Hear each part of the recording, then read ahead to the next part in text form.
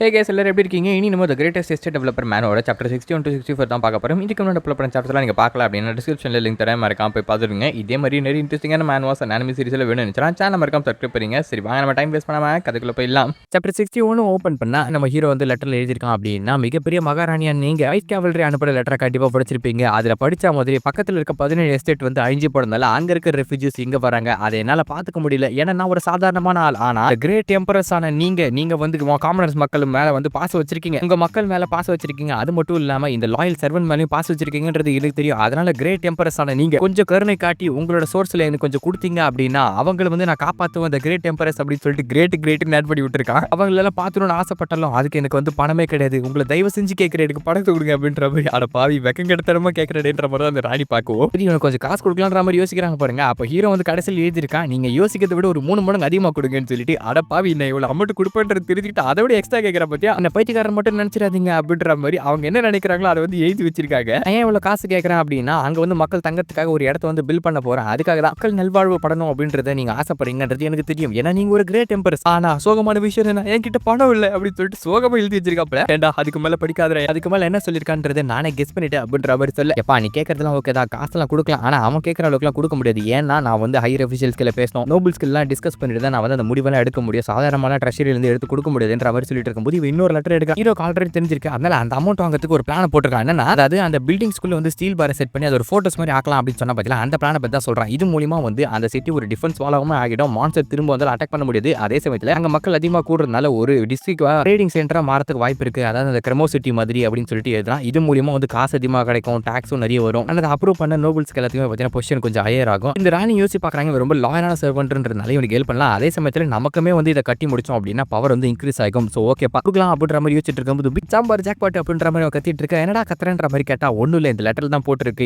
இவரான்னு யோசிச்சு 5 செகண்ட் கழிச்சு இதை சொல்லு அப்படின்னு சொல்லி, சரிப்பா நீ இங்கே வெயிட் பண்ணி உனக்கு தேவையான அமௌண்ட் நான் கொடுக்குறேன் அப்படின்ற மாதிரி அந்த ராணி சொல்லுவோம். எக்ஸ்ட்ரா குறிப்பு அப்படின்னு சொல்லிட்டு நம்மால் வந்து ஒன்று எழுதி வச்சிருக்காங்க. என்ன அப்படின்னா கார்டிஜியஸ் டுவார்ஃப் கன்ஸ்ட்ரக்டர் இருக்காரு, அவர் வந்து சிறந்த கன்ஸ்ட்ரக்டர் இருந்தாலும் அவரே அனுப்பிச்சு வச்சா நல்லா இருக்கும் அப்படின்ற மாதிரி சொல்லிட்டு டே கூட்டு போடா டே வேற ஏன்டா அப்படி பண்ற, எல்லாத்தையும் பிளான் வச்சு எங்கிட்ட கறக்கிறதுக்காக வந்திருக்கான் பாரு அப்படின்ற மாதிரி அவங்க யோசிச்சுட்டு இருக்கும்போது இப்போ கட் பண்ணி இந்த பக்கம் காட்டுறாங்க. நம்ம லாய்ட் ரெஸ்ட் எடுத்துட்டு இருக்கனால மற்றவங்களாம் பார்த்தீங்கன்னா டபுள் மடங்கு வேலை செஞ்சுக்கிட்டு இருக்காங்க. அங்க ஆஃபீஸர் கிரெக் அப்படின்னு ஒருத்தருக்கான். இவன் யாரு அப்படின்னு சொல்லிட்டு பார்த்தீங்கன்னா நம்ம லாய்ட் வந்து ஃபர்ஸ்ட் அவனோட சோல்ஜர்ஸ் ஒரு 30 பேர் இருந்திருப்பான் பார்த்தீங்களா, அதுல வந்து சோம்பேறியா சுத்திட்டு இருந்திருப்பான். எங்க போனாலும் அவன் பின்னாடி சுத்திட்டு இருந்திருப்பான். டேஞ்சரஸான சிச்சுவேஷன்லயுமே கூடவே இருந்திருப்பான். அப்படியே பார்த்தீங்கன்னா கொஞ்சம் கொஞ்சமா அவன் டெவலப் ஆகி பைரன் கூட சேர்ந்து இவனுமே பார்த்தீங்கன்னா எங்க மேனேஜ் பண்ணணும், யார் எப்படி எப்படிலாம் வேலை வாங்கணும் அப்படின்னு சொல்லிட்டு ஒரு ஆஃபீஸராகவே மாறிட்டான். அங்க இருக்கவங்களுக்கு தேவையான விஷயங்கள்லாம் செஞ்சுட்டு அப்படியே வந்து வேலையை பயங்கர பார்த்துட்டு போகும்போது அங்க எமிலி அப்படின்ற சர்வன்ட் வந்து காலையில இருந்து வேலை செஞ்சுக்கிட்டே இருக்காங்க. உடனே போய் ரெஸ்ட் எடு அப்படின்ற மாதிரி சொல்லும்போது முடியாது அப்படின்னு சொல்லிட்டு இவங்க 2 பேரும் ஃபன் பண்றாங்க. அதை வந்து ஒரு ஆர்ட் சோல்ஜர் பார்க்கறான். அதாவது அந்த பொண்ணு வந்து இவனுக்கு ரோஸ் குத்துட்டு போச்சு பாத்தீங்களா, பார்த்தா இப்ப வேற ஒரு மனுஷ பை கூட சுத்திட்டு இருக்கு அப்படின்னு சொல்லிட்டு அவன் வந்து ஹார்ட் ப்ரோக்கன் ஆயிடுறான். அதை பார்த்து மற்ற ஆர்க் வாரியர்ஸ்ல இவனை கலாய்க்கிறாங்க. பாத்தியா மூஞ்சி கேவலமா இருக்கதால அந்த பொண்ணு ஒன்று விட்டு போயிடுச்சு அப்படின்னு சொல்லி அவன் பூ தூக்கிட்டு போடும்போது இந்த இடத்துல வந்து ஒரு சோகமான விஷயம் நடக்குது. இந்த ஆர்க் வாரியர் ஏன் இப்படி போறாருன்ற மாதிரி அந்த பொண்ணு பார்த்துக்கிட்டு இருக்கு. இந்த கதை மிருவனில் தொடரும் அப்படின்ற மாதிரி ஒரு தொடர் கதையை போட்டு விட்டு இந்த பக்கம் நம்ம லாய்ட கட்டினா அப்படியே ஏஞ்சி பார்க்கறான். கொடூரமான ட்ரீம் கண்டென்ட் அப்படின்ற மாதிரி சொல்லும்போது பக்கத்துல பத்தன பைரன் உட்காந்துட்டு இருக்காரு. ஐயா நீங்க ஓகேவான்ற மாதிரி கேட்க ஓகே தான், ஆனா டைம் ஆயிடுச்சுன்னு நினைக்கிறேன், நாம அதை கொடுக்க வேண்டிய நேரம் வந்துருச்சு, அதாவது சேலரி பே பண்ணல அப்படின்ற மாதிரி சொல்ல. எப்பா நீங்க ரொம்ப கவலைப்பட தேவையில்லை, நம்ம சேலரி எல்லாரும் கொடுக்கணும் தான், ஆனா அதை கொஞ்ச நேரம் கழிச்சு கூட கொடுத்துக்கலாம், அவங்க கீழே பேசினா வந்து எதுவுமே ஆகாது அப்படின்ற மாதிரி சொல்ல. அதெல்லாம் முடியாது, அவங்க பயங்கரமா வேலை செஞ்சிருக்காங்க, அவங்க சம்பளத்தை நம்ம டிலே பண்ணவே கூடாது, இல்ல மோட்டிவேஷன் போயிடும் அப்படின்ற மாதிரி கதறிக்கிட்டு இருக்கும்போது ஆனா இவனுக்கு காசை கொடுக்கணும் அப்படின்னு சொல்லிட்டு ஆசை இல்லை, காசு போதே அப்படின்ற மாதிரி யோசிச்சுக்கிட்டு இருக்கான். இதை பத்தி யோசிச்சு என்ன செத்துரும் போலே அப்படின்ற மாதிரி சிக்க மாஸ்டர்லாம் உங்களுக்கு என்ன ஆச்சு, டாக்டர் கூப்பிடுங்க டாக்டர் கூப்பிடு அப்படின்ற மாதிரி கத்திட்டு இருக்கும்போது ஜேவர் உள்ள வரா. ஜேவர் மாஸ்டருக்கு இது ஆயிடுச்சு டாக்டர் கூப்பிடும் அப்படின்ற மாதிரி சொல்லி, டாக்டர்லாம் ஒன்றும் தேவையில்லை, அதோ படத்தோட வந்துட்டு அப்படின்னு சொல்லிட்டு செக் எடுத்து காட்டும். அவ்வளோதான் அவனுக்கு குணமாயிடுச்சுட்டு உடம்பு ஸ்பெஷல் ஸ்கில் அப்படின்னு சொல்லிட்டு ஆக்டிவேட் ஆகி பணம் எல்லாத்தையும் வந்து தீக்குன்ற மாதிரி ஒரு நோயை வந்து தீத்து விட்டுச்சா. அப்படியே டு பி கண்டினியூ போட்டு அடுத்த சாப்டர் ஓப்பன் பண்ணா. சாப்டர் 62 ஓப்பனிங்லேயே பார்த்தீங்கன்னா எல்லாருமே பயங்கரமா வேலை செஞ்சுட்டு இருக்காங்க அந்த கன்ஸ்ட்ரக்ஷன் ஒர்க்காக. இது வந்து என்ன பண்றா அப்படின்னா சிமுலேஷன் ஓட்டி பார்க்குறேன். என்னன்னா அந்த அபார்ட்மெண்ட்ஸை கட்டுறா இல்லையா, அதுல இருந்து புயல் வந்தாலோ இல்ல சுனாமி வந்தாலோ பூகம்பம் வந்தாலோ உடையாம இருக்கா அப்படின்னு சொல்லிட்டு செக் பண்ணிக்கிட்டு இருக்கா. அப்படி செக் பண்ணிக்கிட்டே இருக்கும்போது ஓவரா போறாப்ல இமேஜினேஷன்ல என்னன்னா ஆஸ்ட்ராய்ட்ஸ் வந்து அட்டாக் பண்ணா என்ன ஆகும் அப்படின்னு சொல்லிட்டு பார்த்துட்டு இருக்கா. டே இதெல்லாம் ஓவரா இல்லடா, ஆஸ்ட்ராய்டு இருந்து அட்டாக் பண்ண எந்த இது தானே உடையாம இருக்குன்ற மாதிரி கேட்க இது ரொம்ப ஜாலியா இருக்குன்ற மாதிரி எகிரி குச்சிட்டு இருக்காப்ல. இவன் கண்ணுக்கு மட்டும் தெரியுது. அதனால ஜேவிற்கு இதை பார்க்கும்போது மென்டல் இல்னஸ் மாதிரி தான் தெரியுது. இப்போ ஒரு முக்கியமான விஷயம்ன்ற மாதிரி சொல்லிட்டு இருக்க. என்னடா அப்படின்ற மாதிரி கேட்டா அந்த கார்டிஜேஸை கூப்பிட்டல அவரும் அவர் கூட சேர்ந்து 30 ஆட்களை வந்திருக்காங்கன்ற மாதிரி சொல்லுவோம். என்னதான் இவனுக்கு வந்து பிளானை எல்லாமே பக்காவா போட்டுதாலும் அதை பில் பண்றது ஒரு பக்காவான மாஸ்டர் பில்டர் வேணும். அதுதான் நம்ம முதல்ல நம்ம பில் பண்ண வேண்டியது என்ன தெரியுமா, அதோ இந்த கான்கிரீட் மிக்சர் தான். இதை மிக்ஸ் பண்றது மூலமா வந்து அந்த சிமெண்ட் இருக்கு இல்லையா, அது வந்து காயாம இருக்கும். அதே சமயத்தில் ஈஸியா வேலையை முடிச்சிடலாம். பரவாயில்ல, எப்பயும் போல பயிற்சி கத்தனமா ஒரு டிசைன் எடுத்துருக்க அப்படின்ற மாதிரி சொல்லிட்டு இருக்க. உங்களை வெல்கம் பண்றதுக்காகவே இந்த மாதிரி உருவாக்கி இருக்கேன். இந்த மாதிரி நீங்க பார்த்ததே இல்ல அப்படின்ற மாதிரி வில்லினிஷா மூஞ்சி வச்சிட்டு இருக்கா. அந்த மூஞ்ச பார்த்தா தானே எனக்கு பயமா இருக்குன்ற மாதிரி இந்த பிளான் வாங்கிட்டு அவர் போகவும் வேலை எப்பயும் போல சுறுசுறுப்பா நடக்க ஆரம்பிக்குது. ஜேவேரியும் சேர்ந்து பிளாஸ்ட் பண்ணிக்கிட்டு இருக்கும். அதுக்கப்புறம் புஸ் பாண்டி என்ன பண்றாப்லனா கான்கிரீட் மிக்சர் இருக்காரு இல்லையா, அதுக்கு வந்து எலக்ட்ரிசிட்டி இல்ல. சோ இவர் தான் ஓட விடுறாங்க. அதுக்கப்புறம் இந்த கம்பிங்க எல்லாம் சொருவாங்க பாத்தீங்களா கன்ஸ்ட்ரக்ஷன் ஒர்க்ல. சோ அதுக்காக ஆர்க் வாரிஸ் யூஸ் பண்ணி மசில் ட்ரைனிங் எடுக்கிற மாதிரி அந்த கம்பிங்களை வளைச்சு சொறி விட்டுட்டு இருக்காங்க. இப்படியே வேலை வந்து பாத்தீங்கன்னா பரபரப்பா நடந்துகிட்டு இருக்கு. இது கடையில இருந்து கிரேன் வேணும். ஏன்னா என்றால் பெருசா கட்டுறாங்க. ஃப்ளோருக்கு மேல கட்டுறதால அதை வந்து தூக்கிட்டு போனோம் இல்லையா, அதுக்காக தான் நம்ம சிங் ஸ்டோமா இருக்காரு. அவரை என்கரேஜ் பண்றதுக்காக நாகினி வந்து அங்க விட்டுட்டு இருக்கும்போது அவன் வந்து சந்தோஷமா அந்த வேலையில பாத்துக்கிட்டு இருக்கவும், பைரன் இந்த வேலையை நீங்க முடிச்சிருவீங்களா சார்? பைரன் இந்த பிரச்சனை வந்து நீங்க பாத்துங்க. அதாவது கன்ஸ்ட்ரக்ஷன் அவருக்குள்ளே விட்டுட்டு ஓரளவுக்கு தெரியுன்றதுனால அடுத்த பிரச்சனைக்கு போறான். என்ன அப்படின்னா ஹீட்டிங் சிஸ்டம். இவங்க வந்து வின்டர் சீசன்ல அந்த இடத்துல வந்து கதகதப்பா இருக்கணும் இல்லையா, சோ அதுக்காக என்ன பண்றான் அப்படின்னா இந்த ட்ரைனிங் யூஸ் பண்ற ஸ்டீம் இன்ஜினோட டெக்னிக் வந்து யூஸ் பண்ணி அது மூலமா வந்து வாட்டரை பாயில் பண்ணி அந்த பாயில் பண்றா இல்லையா அந்த ஸ்டீமை வந்து பைப் மூலமா அனுப்பி அதை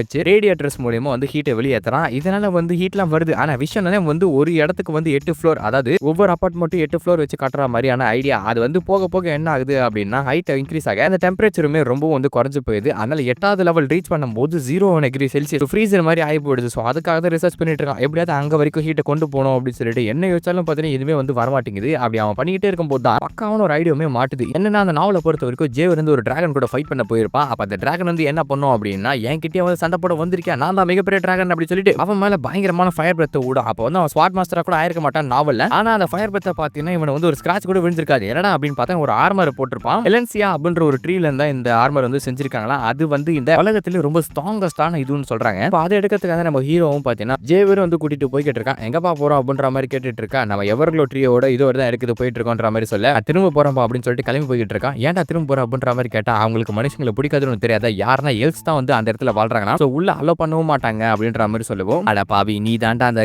நாவல்ல பொறுத்த வரைக்கும் ஒருத்தன் கிட்ட ஃபிளர்ட் பண்ணி அதை வந்து வாங்கிட்டு வந்து அப்படிப்பட்ட நீ பேசுறியான்ற மாதிரி பார்த்துட்டு சரி போப்பா நீ பின்னாடி போ, என்ன எஸ்கார்ட் பண்ண வந்துட்டு நீ தனியா வந்து வீட்டுக்கு போயிட்டு மட்டும் சொல்லு அப்படின்ற மாதிரி சொல்லுவோம். அவங்களை எப்படி வந்து நீ பேசி சமாளிக்க ட்ரை பண்ண போற அப்படின்ற மாதிரி கேட்க எனது அவங்க கிட்ட நான் ஏன்ப்பா பேச போறேன், நான் யார்கிட்ட பேசிலாம் வந்து எந்த பிரச்சனையும் சால்வ் பண்ண மாட்டேன், அவங்கள ஃபோர்ஸ் பண்ணி தான் நான் வந்து சால்வ் பண்ணுவேன் அப்படின்ற மாதிரி சொல்றான். அதாவது இவன் திருட போற அப்படின்றது ஓப்பனா சொல்லிக்கிட்டு இருக்காப்ல. அப்படியே இந்த சாப்டர் முடிக்கிறாங்க. சாப்டர் 63 ஓபன் பண்ணா ஹீரோவும் ஜேவரும் பார்த்தீங்கன்னா அந்த ஃபாரஸ்ட்குள்ள என்டர் ஆகிறதுக்கு ஒரு சில சென்டிமீட்டர் தள்ளி தான் இருக்காங்க. அப்படி போகும்போது பொறுமையா போனோம்ப்பா, இந்த நர்வஸ் சிஸ்டமும் வந்து அந்த எல்ஸ் கூட கனெக்ட் ஆயிருக்கான். ஸோ இங்க ஏதாவது சத்தம் மேக் பண்ண அப்படின்னா அவங்களுக்கு தெரிஞ்சிடும் அப்படின்ற மாதிரி சொல்லும்போது ஆச்சு அப்படின்னு சொல்லிட்டு தும்பிடுறான். அந்த தும்புறது கூட பார்த்தீங்கன்னா சீனா பண்ணிக்கிட்டு இருக்கான் பாருட்டு என்னடா பண்ண அப்படின்ற மாதிரி கேட்டா தும்பல் பார்த்தா தெரியலையான்ற மாதிரி கேட்க அது ஏன்டா ஹேண்ட்ஸமா பண்ண ட்ரை பண்ணிட்டு இருக்கன்ற மாதிரி சொல்ல அப்படிலாம் இல்லப்பா நான் எது பண்ணாலும் ஹேண்ட்ஸமா தான் தெரியும், அதுக்கு நான் என்ன பண்றதுன்ற மாதிரி அவர் சொல்லுவோம். இதை கேட்டு நம்மளுக்கு செம பல்ப் ஆயிடுது, சரியான கோவம் வந்து பாருங்க. அதுல என்ன பண்றேன்னா ஒரு ஸ்வாட் மாஸ்டர் வந்து ஒரு தும்பலை கொண்டு கண்ட்ரோல் பண்ண முடியல, நீ எல்லாம் ஸ்வாட் மாஸ்டரா அப்படின்ற மாதிரி கேட்க அதெல்லாம் நேச்சுரல் ஃபினாமினாப்பா, நம்மளால தர முடியாது. இந்த தும்பல் வீக்கில ஜோரம் வாந்தி பேதி பசி பட்டினி அதெல்லாம் எப்ப வரும் போகும் தெரியாது அப்படின்னு சொல்லிட்டு தலைவர் டைலாக்ல பேசிட்டு இருக்க. டே அப்படிலாம் பேசாதடா,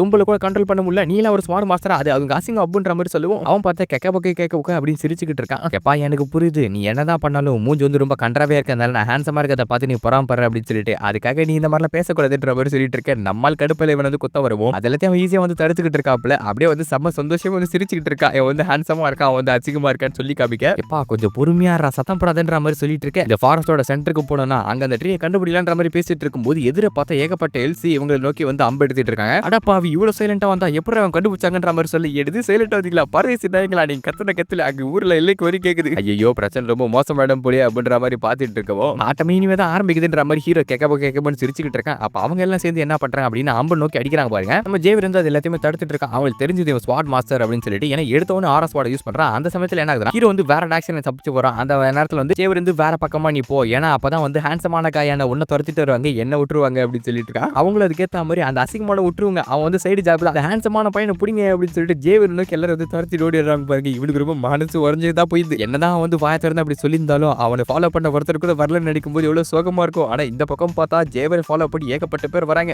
அவங்க நடந்த ஒரு விதமே பார்த்தீங்கன்னா வேற விதமா இருக்கு. ஏன்னா அங்க வந்து பிளான்ஸ் ஏகப்பட்டது இருக்கு இல்லையா, இவங்க வந்து பிளான்ஸ் ரொம்பவும் வந்து லோ பண்றாங்க. சோ அதனால அதை வந்து ஹர்ட் பண்ணவே மாட்டாங்க. அவங்க நடக்கிறது கூட பாத்தீங்கன்னா அந்த பிளான்ஸ் ஹர்ட் பண்ணாத மாதிரியான ஒரு ஃபுட் மூவ்மெண்ட்ஸ். அதே சமயத்துல அவங்க வர ஸ்பீட் இருக்கு பாரு, அது அப்படியே மின்னல் வேகத்துல இருக்கும். எப்படிதான் அவ்வளவு ட்ரைனிங் எடுக்கிறாங்க அப்படின்றது நமக்கு தெரியாது. அவங்க அந்த பிளான்ஸ் மேல வச்சிருக்க லவ் தான் நம்ம யூஸ் பண்ணிக்கணும்ன்ற மாதிரி நம்ம லாய்ட் வந்து சொல்லிருப்பான். ஜேவிரும் அதுக்கேற்ற மாதிரி என்ன பண்றான் அப்படின்னா அங்க பிளான்ஸ் இருக்கு இல்லையா மரங்கள்லாம், அதை வந்து ஷீல்டா யூஸ் பண்ணி போய்கிட்டு இருக்கான். இருந்தாலுமே அவங்க ரெண்டு டைரக்ஷன்ல தான் வந்து அடிச்சிட்டு இருக்காங்க. ஆனாலுமே அதை டாஸ் பண்றது ரொம்ப கஷ்டமா இருக்கு. ஏன்னா அது வந்து பிரெசைஸ், அதாவது கரெக்டா குறி வச்சு அதே சமயத்துல சம வேகமாவும் அடிக்கிறாங்க. இதனால ஸ்வாட் மாஸ்டரான இவனாலே வந்து டாஸ் பண்றது கஷ்டமா இருக்கு. ஆனா அப்பதான் அவனுக்கு ஒரு விஷயமே புரியுது. டேய் நம்மள இவங்க எங்கேயோ லீட் பண்ணி கூட்டிட்டு போறாங்கடா அப்படின்னு சொல்லிட்டு அவனை வந்து ஏதோ ஒரு இடத்தை நோக்கி கூட்டிட்டு போறாங்க. அந்த ஃபாரஸ்டோட சென்டருக்கு கேப்டன் இந்த பக்கம் நம்ம ஹீரோ காட்டுறாங்க. அவன் அந்த ட்ரீக்கு பக்கத்துல வந்துட்டானா ஆரம்பிக்கலாம் ஆட்டத்தை அப்படின்னு சொல்லிட்டு என்ன பண்றான் அப்படின்னா அவன் வந்து எனர்ஜைசர் ஆன் பண்ணிட்டு அங்க வந்து தோண்டிக்கிட்டு இருக்காப்ல. தோண்டி என்ன பண்றான் அப்படின்னா ஸ்ட்ரைட்டா அந்த மரத்தோட வேறு கிட்ட வந்து போய்கிட்டு இருக்கான். அப்படி போகும்போது இந்த பக்கம் அந்த எல்ஸ் எல்லாம் சேர்ந்து ஜேவரை துரத்திட்டு கரெக்டா வந்து எங்க வராங்க அப்படின்னா செடிகளே இல்லாத பகுதிக்கு வந்துடுறாங்க. சோ அந்த இடத்துல வந்து சரௌண்ட் பண்ணி இவனை அடிச்சா தப்பிக்க முடியாது அப்படின்னு சொல்லிட்டு. ஆனா இவன் என்ன பண்றான் அப்படின்னா அங்க வந்து தண்ணி இருக்கு. சோ அந்த தண்ணி யூஸ் பண்ணி ஆரா ஸ்வாட் மூலியமா ஒரு சூறாவளி மாதிரி உருவாக்கி அங்க இருக்க அந்த எல்லாத்தையுமே வந்து உடைச்சு விட்டுறான். அடப்பாவி இவன் இவ்வளவு ஸ்ட்ராங்கா இருக்கானே, ஸ்வாட் மாஸ்டர்னா இவ்வளவு ஸ்ட்ரென்த் தான் அப்படின்ற மாதிரி யோசிச்சுட்டு இருக்கும்போது கவலைப்படாதீங்க, அவன் கிட்ட ஸ்வாட் மாஸ்டர் இருந்தா நம்ம கிட்ட மெலிஷியா இருக்கா அப்படின்னு கத்திட்டு இருக்க அந்த ஃபாரஸ்ட்குள்ள இருந்து ஒரு எல்ஃப் வராங்க. கிட்டத்தட்ட ஒரு 8 அடி. ராக் லெஸ்னர் வந்து பொம்பளையா பிறந்தது எப்படி இருக்குமோ அதே மாதிரி தான் இருக்காங்க. அவங்க கையில வச்சிருக்க அம்பை பார்த்தா அம்பு மாதிரி தெரியல. அது வந்து டிராகனை ஹண்ட் பண்றதுக்கான பவம். அதை யூஸ் பண்ணி ஜேவர் ஒரு அடி அடிக்கிறாங்க பாருங்க. அவனால தடுக்க கூட முடியல, அந்த அளவுக்கு ஸ்ட்ராங்கா இருக்கு. இப்படி இந்த சாப்டர் முடிக்கும். சாப்டர் 64 ஓபன் பண்ணா ஜேவரால தடுக்க முடியல. என்னதான் அவன் ஆரா ஸ்வாட வச்சிருந்தாலும் வெறும் பிசிக்கல் ஸ்ட்ரென்த் வச்சு மட்டுமே பாத்தீங்கன்னா அவனை அடிச்சு பரட்டி போடுறாங்க.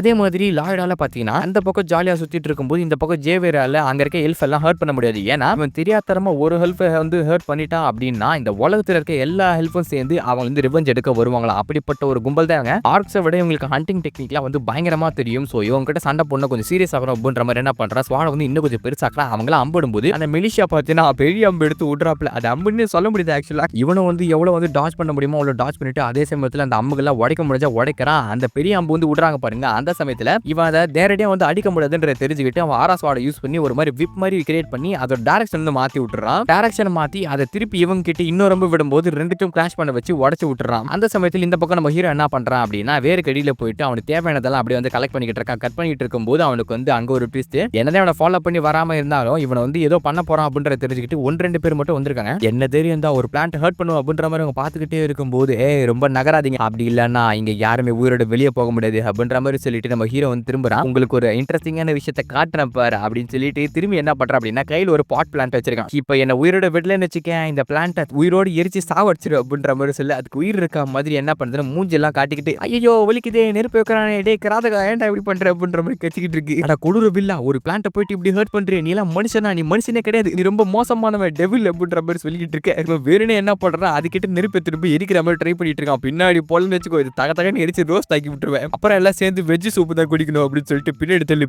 அப்படின்னு சொல்லிட்டு அதை வச்சு பிளாக்மெயில் பண்ணிட்டு இருக்காப்ல. இது எல்லாத்துக்கும் மேலே மூஞ்ச பார்த்தாலே கொடூரமா இருக்குன்னா அந்த பிளான்ட்டை போட்டு நக்கிட்டு இருக்கான். பின்னாடி போங்க எல்லாம் எரிச்சு விட்டுருவேன். இதுக்கு நீ என்ன கொண்டுலாண்டா உன் நாக்கு வச்சு நக்காதன்ற மாதிரி பிளான்ட் கத்திட்டு இருக்கு. அப்ப அப்படியே பொறுமையா என்ன பண்றானா அந்த இதுல இருந்து பார்த்தீங்கன்னா வெளியே வந்துடுறான். நானும் வெளியே வந்துட்டேன், கண்டிப்பா ஜேவரால என்ன கண்டுபிடிக்க முடியும் அப்படின்னு நினைக்கிறேன்ற மாதிரி யோசிச்சுக்கிட்டே இருக்கும்போது மத்த எல்ஸ்லாம் இவனை வந்து இந்த மாதிரி விஷயம் பண்றான், அதாவது பிளான்ட் ஹர்ட் பண்றான் அப்படி தெரிஞ்சு அவனை கொன்றுவாங்க. அதுக்காக இந்த பிளான்ட்டை வந்து ஒரு ஷீல்டு மாதிரி யூஸ் பண்ணிட்டு இருக்கான். என்ன ஆகுது அப்படின்னா அங்க இருக்க ஒரு எல்ஃப்க்கு வந்து வாந்தி வர மாதிரி வயிறு ஒரு மாதிரி கலக்கிற மாதிரி சொல்றாங்க. இன்னொரு எல்ஃப்க்கு வந்து தலைவலிக்க ஆரம்பிக்குது. நம்மளோட வீக்னஸ் யாருக்கும் காட்டாதீங்க அப்படின்ற மாதிரி சொல்லும்போது இவங்க வயித்துல இருந்து பயங்கரமா சவுண்ட் வர ஆரம்பிக்குது. அவங்க எல்லாம் பாத்தீங்கன்னா அப்படி கீழே விடுறாங்க. அப்பதான் நம்ம ஹீரோக்கு தெரியுது இங்க ஏதோ ஒரு பயங்கரமான பிரச்சனை இருக்கு அப்படின்னு சொல்லிட்டு. அப்போ வந்து யோசிச்சு பாக்குறான், இந்த எல்ஃப்ஸ் எல்லாம் வந்து கொஞ்சம் ஸ்டேஞ்சா இருந்தாங்க. அப்பதான் அவனுக்கு புரியுது இங்க வந்து ஒரே ஒரு பறவை கூட கத்துற மாதிரி கேட்கல, அனிமல்ஸுமே இல்ல. அப்பனா என்ன ஆகுதுன்னா அந்த மான்ஸ்டர் வந்து பாத்தீங்கன்னா அந்த மான்ஸ்டர் வந்ததுனால இங்க இருக்க அனிமல்ஸ் எல்லாம் இருக்கு இல்லையா, அதெல்லாம் பயந்து வந்து வேற ஒரு டெரிட்டரிக்கு போயிருக்கு. சோ இங்க எந்த ஒரு அனிமலுமே கிடையாது. இவங்க வந்து ஹண்டர்ஸ் அப்படின்றதுனால அந்த அனிமல்ஸ் தான் ஹண்ட் பண்ணி சாப்பிட்டு இருப்பாங்க. ஆனா இப்ப அது போனதுனால அவங்களால ஹண்ட் பண்ண முடியல. அதே சமயத்துல இவங்க பிளான்ட்ஸ் ஹர்ட் பண்ண மாட்டாங்க. சோ இங்க இருக்க வெஜிடபிள் ஃப்ரூட்ஸ் கண்டிப்பா அவங்க கை வைக்க மாட்டாங்க. அதனால அவங்க வந்து பட்னியா கிடக்குறாங்க. அவங்களுக்கு வந்து இப்போ ஸ்ட்ரென்த்தே கிடையாது. இருந்தாலும் வந்து இவங்க உள்ள வந்திருக்காங்களே அப்படின்னு சொல்லிட்டு தான் வந்து அவங்கள வந்து டிஃபெண்ட் பண்றதுக்காக ட்ரை பண்ணிட்டு இருக்காங்க. ஜேவருக்குமே வந்து இது புரிஞ்சுது, அவங்க ரொம்ப வந்து டயர்டா இருக்காங்க அப்படின்னு சொல்லிட்டு. ஏன்னா இவன் தான் வந்து எல்லாத்தையும் தடுத்துட்டு இருக்கான். பார்த்தா அவங்களுக்கு வந்து மூச்சு வாங்கிட்டு இருக்கு. ஆனா இதை நான் யூஸ் பண்ணிக்கணும் அப்படின்னு சொல்லிட்டு ஆர்ஷன் கோர் டெக்னிக் யூஸ் பண்ணி அவன் என்ன பண்றான் அப்படின்னா அங்க இருக்க மெலிஷா கூட ஃபைட் பண்றதுக்கு அவன் அம்பு விடும்போது அதை வந்து டாச் பண்ணிட்டு லாயர் நோக்கி போய்கிட்டு இருக்கும்போது அப்படியே சாப்டர் முடிக்கிறாங்க. இந்த வீடியோ அப்படின்னு சொல்லிட்டு மறக்காம கமெண்ட் செக்ஷன்ல சொல்லுங்க. இதே மாதிரி நிறைய இன்ட்ரெஸ்டிங்கான மேன் ஆஃப் அனிமே சீரிஸ்ல வேணும்னு சேனல் மறக்காம சப்ஸ்கிரைப் பண்ணுங்க. அடுத்த வீடியோ உங்களுக்கு சந்திக்கும் வரை டாடா பை பாய்.